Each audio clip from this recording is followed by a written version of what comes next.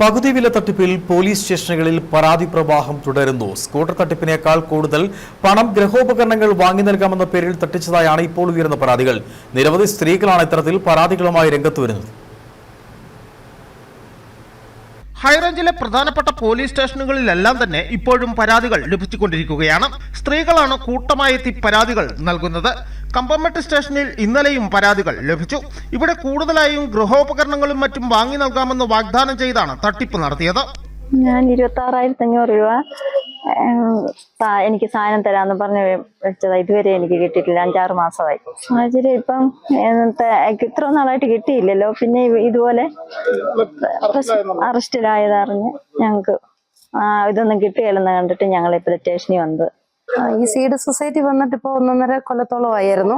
ഇങ്ങനെ കുറേ ജനങ്ങൾക്ക് ഓരോരോ സാധനങ്ങളൊക്കെ കൊടുത്ത് അവരെ ആദ്യം കയ്യിലെടുത്തു. അത് കഴിഞ്ഞ് പിന്നെ മെമ്പർഷിപ്പിന്റെ തുക കൂട്ടി.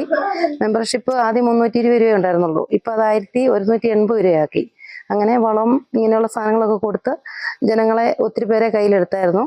ഇപ്പം ഗൃഹോപകരണങ്ങൾ കൊടുക്കാമെന്നും പറഞ്ഞുകൊണ്ട് എല്ലാവരെയും നിന്നും പൈസ മേടിച്ചു. സ്കൂട്ടി കൊടുക്കാമെന്നും പറഞ്ഞ് കൊടുത്തു.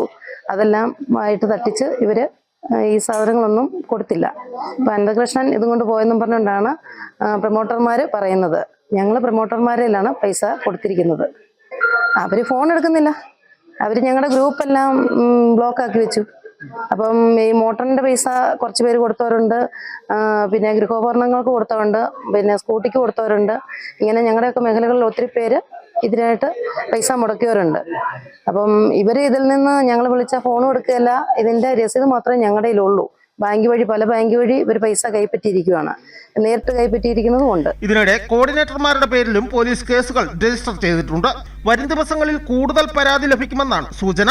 ഇതേസമയം ലഭിക്കുന്ന പരാതികളിൽ ഒറ്റ കേസായി പരിഗണിച്ച് FIR ഇടുവാനാണ് പോലീസിന്റെ നീക്കം. ഇതിനെതിരെയും പരാതികൾ ഉയരുന്നുണ്ട്. News bureau, Udumbanchola.